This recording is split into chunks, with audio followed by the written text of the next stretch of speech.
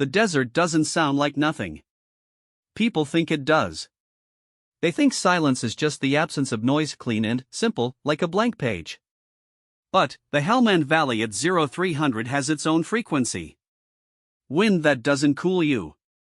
Sand against your cheek like someone dragging fine glass.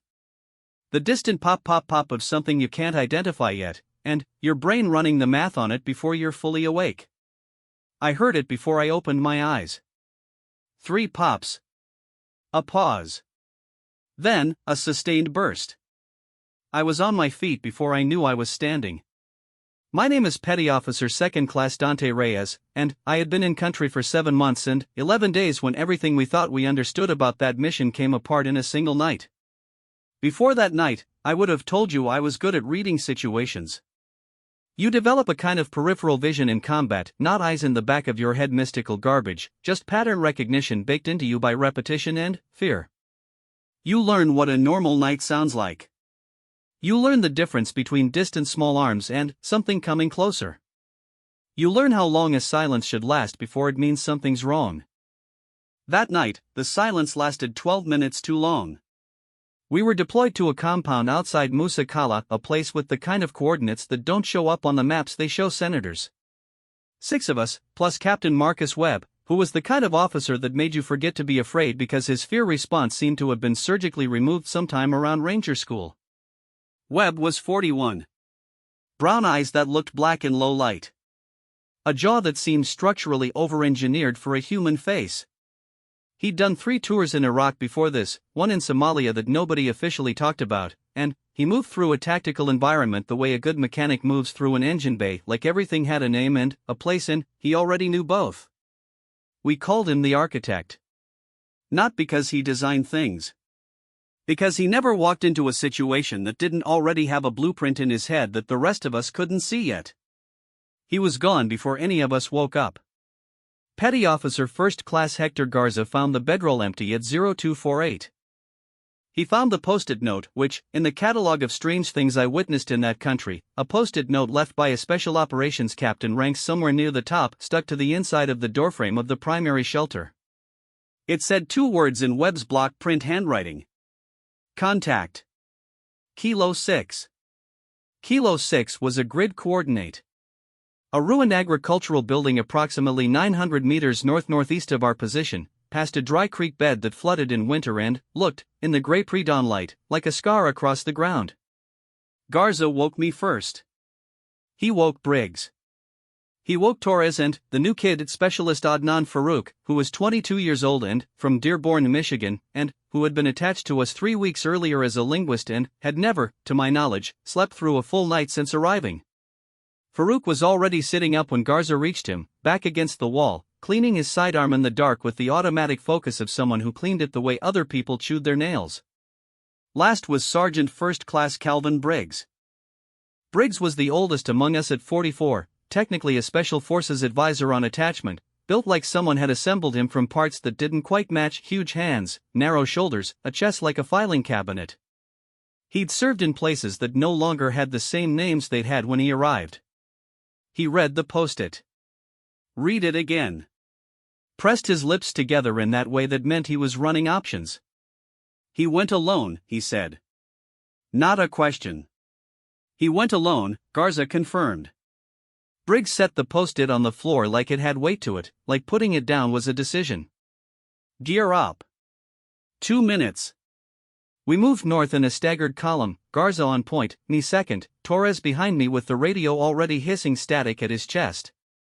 The cold was specific, not the general cold of winter but the particular cold of that valley at that hour, which got into the joints of your fingers and made fine motor skills a negotiation. My boots had dried mud cracking off them with every step, small percussion in the dark that I couldn't stop, and spent the first 100 meters trying to. The dry creek bed crossed our path at 0311. We went over it single file, and I slid on the far bank, lost my footing on the hardpack, went down on one knee, caught myself with a hand that came up gray with alkaline dust. I stayed down for a second. Looked north. The ruin of Kilo 6 was a smudge against the slightly lighter black of the sky, about 600 meters ahead. No light. No movement. No shots.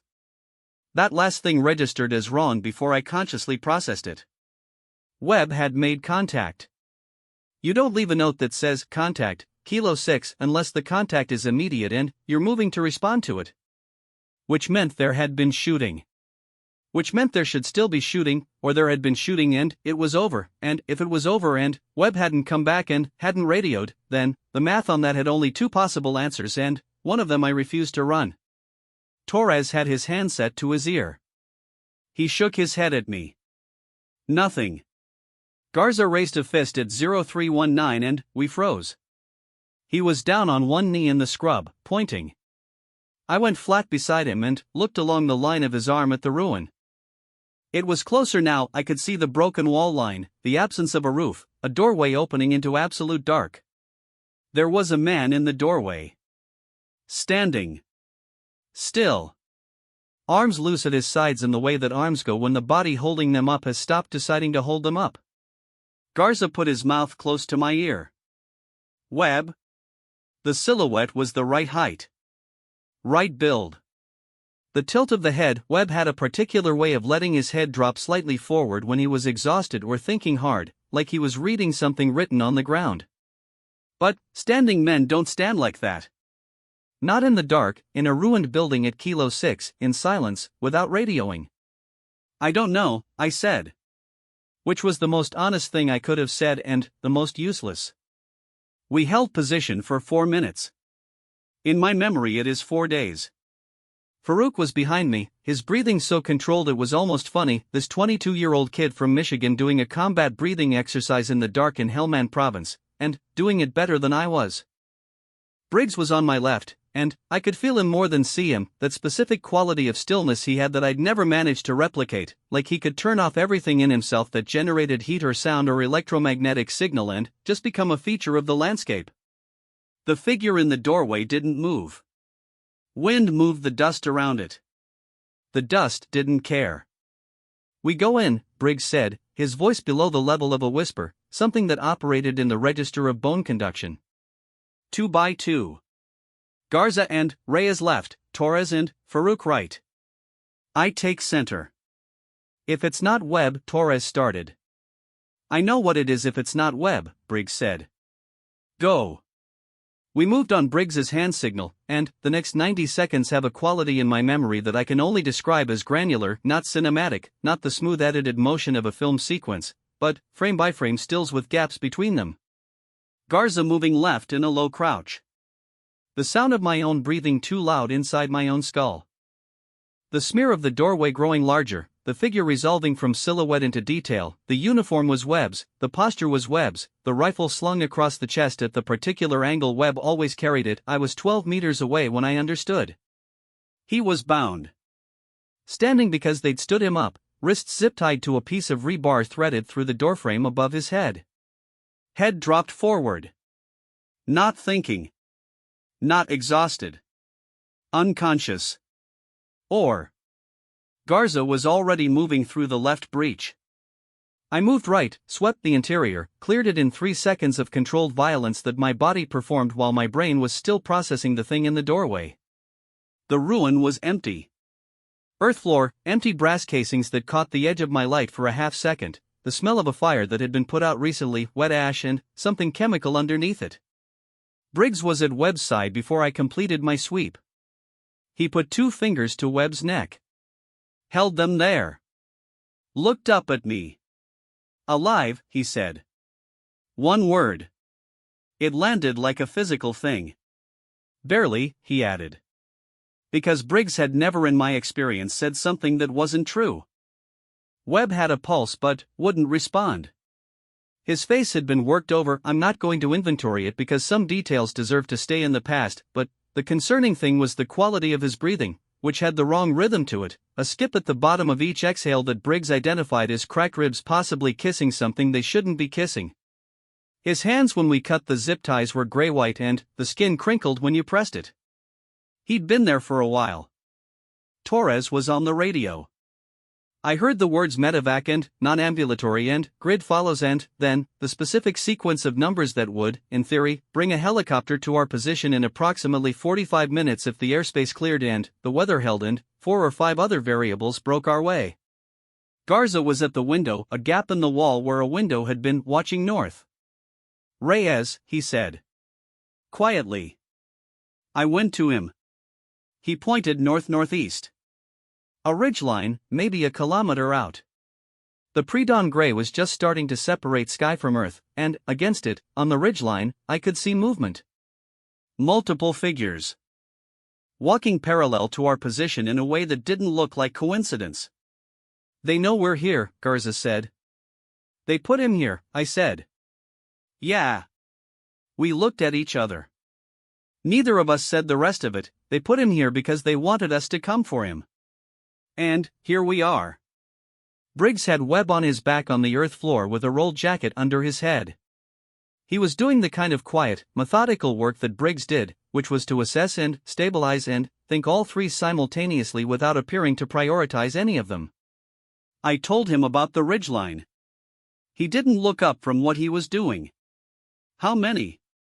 Garza said 4. "Might be more." "Rate of movement?" "Steady. Not running." "They're not running because they don't need to run," Briggs said. He used his knife to cut open the left leg of Webb's uniform pants, found what he was looking for, pressed gauze to it with a flat hand. "They have a position we don't know about. 45 minutes is a long time." He finally looked up. "Farouk." Farouk materialized from the shadow beside the door. "Sergeant. You pick up any comms traffic in the last 10 minutes? Farouk tilted his head in that listening way he had, like his ear was a directional antenna. "Before we entered. 2 transmissions. Short." The word used was, he paused, working the translation. The word was cage. And, a number. 20. Cage. 20. 20 minutes. Briggs absorbed this with no visible expression change. "Torres. Update the medevac on our security situation. Tell them we may need gun support on approach." He looked at me. "We hold the building. Webb doesn't move until that bird is feet dry. And, if they come in before 45 minutes? Briggs looked at Webb on the floor. At the cracked ribs and, the compromised breathing and, the hands that were still the wrong color. He looked at the 4 of us standing in a ruined room in a place with no official name. "Then, we deal with it," he said. "Like it was a thing you dealt with." The first shot came at 0341. Not at us. Into the ground, 30 meters north of the ruin, which is a particular kind of message accurate enough to be terrifying, far enough to be deliberate. A test. Not of our nerve. Of our position. They wanted to know if we'd shoot back, which would tell them which window or breach we were covering, which would tell them exactly where to send the next one. Garza didn't shoot back. Good man. I was on the south breach with Torres, watching the creek bed in case they tried to push a flanking element around behind us. Nothing moved in the gray light. The pre-dawn had resolved enough that I could see color now, the rust brown of the hardpack, the particular dull green-gray of scrub that manages to exist in soil that shouldn't sustain anything. The creek scar. The flat plain running south toward our original position, which we had no intention of trying to reach because it was 900 meters of open ground with one of us who couldn't walk. Torres had the handset pressed against his ear so hard I could see the plastic deforming. 40 minutes, he said, not looking at me. We heard 38. That was 2 minutes ago. I did not say what I thought about that. Webb came around at 0347. Not fully, it was that particular surfacing that people do when consciousness returns, but full cognitive function hasn't caught up yet, the lights on nobody home phase. His eyes opened. He looked at the ceiling of the ruin, which was sky, which seemed to confuse him. His lips moved. No sound. Briggs was kneeling beside him the moment his eyes opened, one hand on his shoulder, not a restraining grip, just contact, just I'm here, stay here. Captain. Low voice. Level. You're secure. We have you. Webb's eyes found Briggs's face. Something moved across his expression that I'd never seen on him before, and then it was gone, folded back somewhere private. How many? Webb said. His voice was gravel and rust. 4 on the ridgeline. Possibly more. 1 ranging shot at 0341. Webb closed his eyes. Opened them. Fire team. Standard envelopment. They'll hold the ridge and push a 2-man through the creek from the east. He said this the way you'd give someone a weather forecast. Like he'd already run the scenario before the scenario started. When? Briggs said. When there's enough light to see us move. Webb tried to sit up. Briggs's hand didn't restrain him, just stayed on his shoulder, a suggestion. Webb took the suggestion. I'm usable. Captain, I'm usable, Briggs. What's our medevac window? 38 minutes. Then, I'm usable for 38 minutes. He looked around the room. Found me, then Garza, then Torres. When he got to Farouk, he paused for half a second, because Farouk was 22 years old and had a face that, even under a helmet and in the gray light of near dawn in a combat position, looked like a college junior who'd taken a wrong turn on his way to a study group. You speak Pashto, son? Webb said. Yes, sir. And, Dari, Farouk said. Good. Stay close. The second shot came at 0353. Same direction. Closer. This one hit the north wall of the ruin at shoulder height, and the impact sent chips of compacted earth across the floor that ticked against my helmet and arm. That was the calibration shot. We all knew what came after calibration. Webb had pulled himself up against the interior wall. He was not, as he'd claimed, fully usable, but he was functional in the way a car with a cracked engine block is functional if you need to drive it somewhere right now and worry about the repair later. He had Garza's secondary sidearm in his right hand. He was watching the north breach.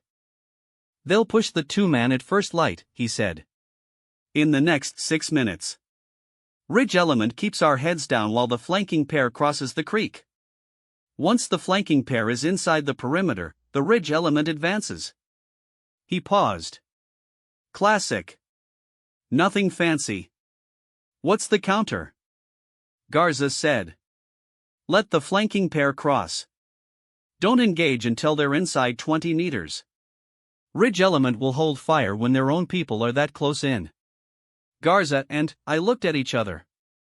Let them get to 20 meters, Garza said. If you engage at distance, Webb said, patient as a geometry teacher, the ridge element fires freely and we're taking fire from 2 directions while you're trying to deal with 2 people at medium range. Inside 20 meters, you own it. Ridge freezes.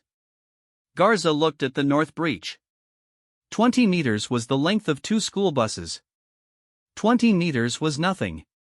I understand you, sir, he said. Which was how Garza said, I hate this and I'm going to do it anyway. Light was building. Not sunrise, just the gradual accumulation of gray that precedes it, the sky going from black to the color of old pewter. I could see the creek bed from the south breach clearly now. The scrub. The hard pack that glittered faintly with the mineral crust that collected in the valley floor. 2 figures appeared at the creek bed. Moving fast. Low. Covering each other in short alternating bounds the way people do when they've trained to do it, which meant these weren't irregulars, these were something else. More organized. Better equipped. The gear I could see at this distance was not local militia gear. Torres, I said. I see them. Radio. Now. Torres keyed the handset. I heard him update the medevac controller with the contact report. I heard the controller's voice come back through the earpiece, flat and procedural, and Torres's face go through a sequence of micro-expressions that ended in his jaw tightening. He looked at me. Bird is holding. Active airspace conflict 15 clicks east. They're asking for a ground situation update before they commit to approach. Active airspace conflict. Which meant someone else was having a worse night than us 15 kilometers away, and the helicopter that was supposed to come get our dying captain was sitting on a tarmac waiting to find out if the sky was safe enough to use. Tell them we have a non-ambulatory officer and, for personnel under active threat, I said. I told them that. Tell them again. Torres told them again. The two figures at the creek bed were across the near bank now, moving into the scrub. Inside 300 meters. Inside 200. The ridge behind them was quiet, no movement I could see, but they were there. Waiting. I checked my sight picture. Breathed. 200 meters became 150. At 0401, the shot that wasn't ours came from the west. One shot. Suppressed, the sound was wrong, truncated, like someone had bitten it off halfway through. The figure on the left dropped. No drama to it. There one moment, horizontal the next, the way things fall when the thing organizing their vertical is suddenly unavailable. The second figure stopped. Which was wrong? Wrong instinct.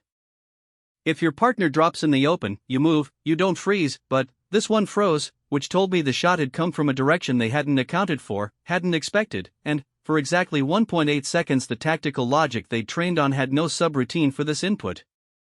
The second shot ended at 1.8 seconds. Also from the west. Also suppressed. Also one shot. The ridge opened up then, sustained automatic fire, blind and furious, directed west toward wherever those shots had come from, which was nothing visible. A low rise, maybe 400 meters west of us, mostly flat with a cluster of scrub and one large rust-colored rock formation that looked, in the early light, like a folded fist. 200 meters of open ground plus one rock formation. Garza was at the west breach. You see a shooter, he said. No. I don't see a shooter. Someone's there. Obviously someone's there, Reyes. I just said I don't see. Webb's voice cut through, quiet and absolute, single shooter. Elevated. West-southwest, the rock formation, approximately 410 meters. He was still against the wall, sidearm up, watching the north. 2 shots, 2 targets, sub-2 second interval. Suppressed precision rifle. A pause. That's not a fire team. That's one person. Nobody said anything. Radio the ridge position, Webb said to Torres. Use the emergency frequency. Whoever's out there is going to need us not to shoot them when they move. Torres keyed the emergency frequency. Static. Then, a voice. Female. Unhurried, like someone checking in on a meeting that had started without her. Kilo 6 element, this is Shepard. You have 3 active on the ridge, 2 down west of your position. I am going to put the ridge to sleep now. Don't be alarmed by the sound. Or the quiet after. The radio went dead. We looked at each other in the particular way that people look at each other when they have no framework for what is happening and the situation does not appear to be waiting for them to develop one. Shepard, Garza said. Nobody answered him. Nobody had an answer. 3 shots in the next 90 seconds. We heard them as pressure more than sound. The suppressor wasn't Hollywood silent, there was still a crack, but it was directional and brief, and each one was separated from the next by exactly the time it takes to reacquire a target. The ridge stopped firing after the third one. Not a ceasefire pause. A permanent kind of quiet. She walked in from the west at 0409. I say walked because that is what she was doing, which seemed formally inappropriate given the last 4 minutes, but there it was. Walking. Rifle slung across her back in a case that looked like it had been custom built for it, not a standard military soft case but something matte and fitted that sat against her like part of her silhouette. Plate carrier with no unit markings I could identify. Desert pants, boots with mud caked to the ankle suggesting she'd crossed terrain that wasn't dry. A helmet she was carrying by the strap rather than wearing because apparently the threat assessment in her head had already been updated to reflect the new situation. She was maybe 35. Maybe younger. Hard to measure because her face was the kind of face that had been organized by a long time of looking at things very carefully, not hard, exactly, but precise. Like every feature had been calibrated down to a useful tolerance. She came through the south breach and stopped inside the doorway. Looked at Webb on the floor. Looked at Briggs. Looked at the rest of us with the efficient inventory of someone who walks into rooms and counts what's in them the way other people count stairs. "Captain Webb," she said. Not a question. Webb was watching her from his position against the wall. His expression was doing something I couldn't categorize. "Shepard. You look terrible, sir." "I've been better," he said. "You're late." "I was here at 0320. I was waiting for them to commit their flankers so I could clear the ridge without the flankers breaking in, running." She unslung the rifle case, set it against the wall with a care that you only give something that's done you a recent professional service. "You've got a medevac holding. I can clear your airspace." Torres lowered the handset slowly. "You can clear? How do you clear airspace?" She looked at him without impatience or condescension, just with the quality of someone who has answered this question before and finds it neither annoying nor interesting. "I talk to the people creating the conflict," she said. "I have a frequency." "Who are you?" Garza said. She looked at him the same way. "Shepard. That's a call sign." "Yes." Garza absorbed this. "Who do you work for?" A pause that was not evasion but calibration. "Presently?" "You." She was on a separate radio, not military standard, a civilian-looking handset with a modified antenna, for 4 minutes. She spoke in what Farouk later confirmed was Dari, fluent and idiomatic and too fast for him to catch more than fragments. She walked a small tight circle in the corner of the room while she spoke, like the pacing was part of the process. Then, she stopped. Listened. Said 3 words. Clicked off. Looked at Torres. "Your bird is cleared. Tell them to approach from the south, NOE, lights off. They'll have a clean corridor." Torres was already on the radio. Webb was watching her from the floor with an expression that I finally identified, at 0415 in a ruined building in Helmand province, as something approaching relief. Not the relief of rescue. The relief of a person who has been waiting for a specific thing to arrive and has just seen it arrive. Like he'd known she was coming. Like Kilo 6 had never been entirely unplanned. "Did you know she was coming?" I asked him, not quietly enough. Shepard looked at me. The corner of her mouth moved in a way that wasn't quite a smile, more like the acknowledgement of a smile, the gesture that stands in for one when you're in a place where smiling seems architecturally wrong. "He didn't know," she said. "He hoped." Webb said nothing. Which, from Webb, was the same as saying yes. The helicopter came in low from the south at 0427, and the sound of it, that particular chest vibration of rotor wash that you either love or dread depending on what kind of day you've had, was, in that moment, the best sound I'd heard since leaving the States. Maybe the best sound I'd heard, period. I'm not an emotional guy by reputation. Garza will tell you I once played cards for 40 minutes after taking shrapnel in my shoulder on the premise that we were in the middle of a hand and it seemed rude to stop. But, standing in the doorway of that ruin watching the silhouette of a UH-60 drop out of the pre-dawn sky, I felt something come loose in my chest that had been clenched up since 0248, and I let it. Just for a second. Then, the bird flared to land and I was moving. The crew chief jumped out before the skids fully settled. They had a stretcher. Briggs and the crew chief got Webb loaded in 90 seconds, which was precise and businesslike and would have been something to admire if I hadn't been watching Webb's face during the transfer. That expression he had that was not weakness and not fear but was something adjacent to both, the specific expression of a strong person being carried.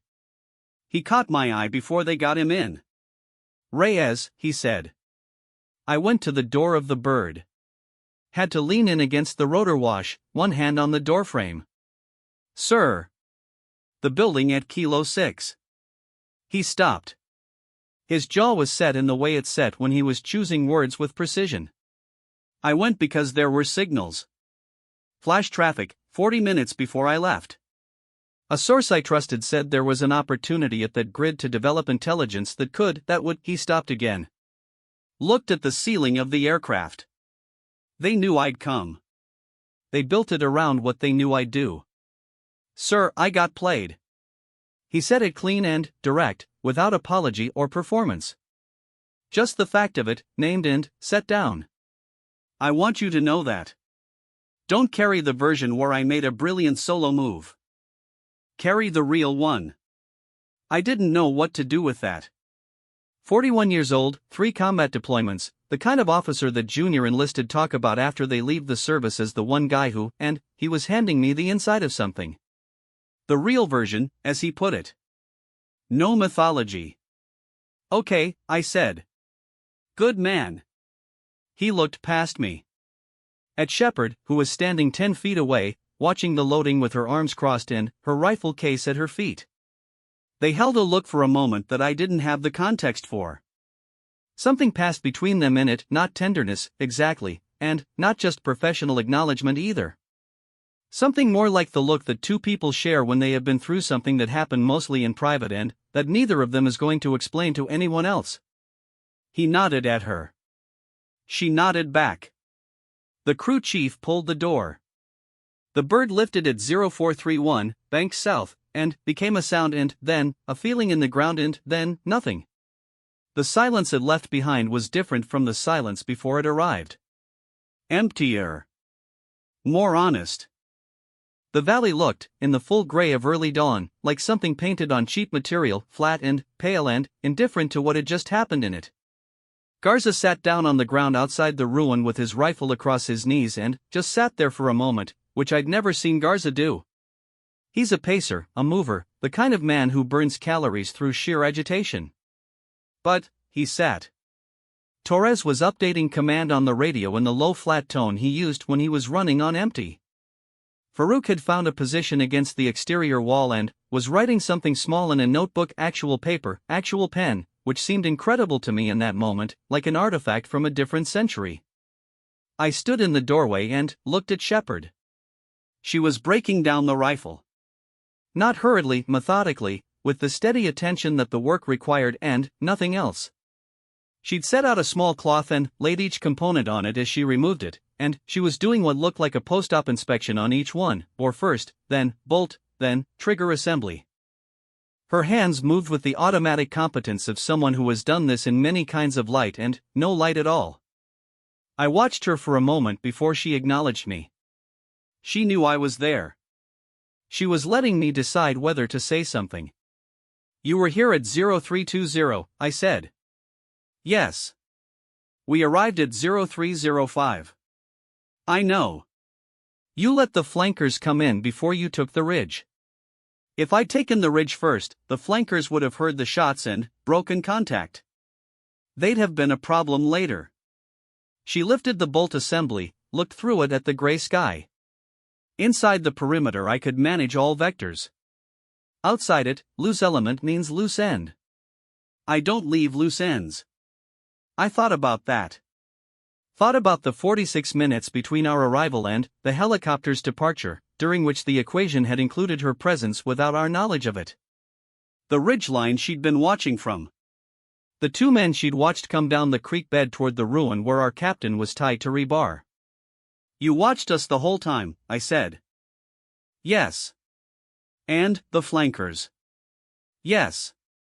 "And you waited." "Yes." I wanted to ask why the discipline of it, why not take the ridge first, why let the problem grow before you solve it? But she'd already answered that. She'd answered it in the language of the thing itself. Loose ends. Managed vectors. She'd run the geometry of the night to a clean solution while we were doing the hard, human, imprecise work of not knowing what was coming. "The ridge," I said. 3 shots in 90 seconds. She reassembled the bolt carrier. Click. Yes. 400 meters. Moving targets? The third one was moving. She reassembled the upper receiver. Click. He started running after the second shot. People do. She said this without superiority. Just recording. I didn't say anything for a moment. Let the distances sit in the air. let the arithmetic of what she'd done arrange itself into a form I could look at. "Why Shepherd?" I said. She looked up at me for the first time since I'd started talking to her. She had gray eyes that were, in the growing light, the same color as the valley around us, which seemed either like a coincidence or the most on-the-nose thing I'd ever seen. "Because a shepherd doesn't herd from in front," she said. "Doesn't drive from behind. Moves on the edges. Keeps the perimeter." She looked back down at the rifle. "The flock doesn't always know the shepherd's there." I thought about Webb. About the note on the doorframe. About what he'd said he didn't know. He hoped. "How long have you and Webb?" I started. 3 years, she said, which answered a question I hadn't quite finished asking. "Different theaters. He builds the plans. I clean up the edges." "Last night you cleaned up more than the edges." Something shifted in her face. Small. A tightening around the eyes that was not quite pain and not quite tiredness but lived in that neighborhood. "Last night they used him to get to something they thought was behind him. They miscalculated what was beside him." She said beside him the way she said everything else, level, factual. But it was the most human sentence she'd used since she walked in from the west. We sat on that compound for another hour and 15 minutes waiting for the extraction vehicle that command eventually sent. Briggs spent it in the way Briggs spent most things, which was a kind of productive stillness, cleaning his weapon, drinking from his canteen, radioing in a full after-action report in the flat professional cadence of someone filing a report on a procurement order rather than a night that should have cost us a captain. Garza eventually stopped sitting and started pacing, which restored my confidence in the natural order of things. Torres fell asleep against the wall for 20 minutes, which I only noticed because his radio traffic stopped and his chin went down, and which I did not disturb because Torres had earned those 20 minutes and could cash them in however he wanted. Farouk kept writing in his notebook. I sat near the doorway and watched the valley come fully into daylight. The color changed from gray to the specific dusty gold that the Helmand Valley got in early morning, which was the prettiest thing about it, which was a fact I'd never said out loud because it seemed like the wrong kind of thing to say about a place where you'd spent most of your year being afraid. Shepherd was somewhere behind me. Not sleeping. I don't think she slept. She had her rifle assembled and cased, and she was on her separate radio again, and she was doing that small pacing circle, and I caught fragments of it that I didn't understand and didn't try to. The extraction vehicle arrived at 0607. Standard MRAP, dust-coated, driven by a sergeant who looked at the compound and at the 5 of us and said only, "Eventful night, sir?" Garza said, "You have no idea." We loaded up. Briggs and Torres, Farouk still writing. Garza and me. The sergeant was already running through his vehicle checklist when I realized Shepherd wasn't at the vehicle. I looked back at the compound. She was standing inside the doorway. Rifle case on her back. Her separate radio in her hand. Looking west toward the rock formation that had sheltered her the night before, and then north toward the ridge, and then at something I couldn't identify, some specific point in the valley that she was logging, measuring, committing to a memory that would be used for something I'd never know about. "Shepherd," I said. She looked over. "You need a ride?" A pause. That not quite smile. "No." "Where are you going?" She looked west again. Then, back at me. "Somewhere I need to be." Which was, I understood, the only kind of answer she was going to give, and also the truest kind of answer she could give, and I decided to take it. "Thank you," I said.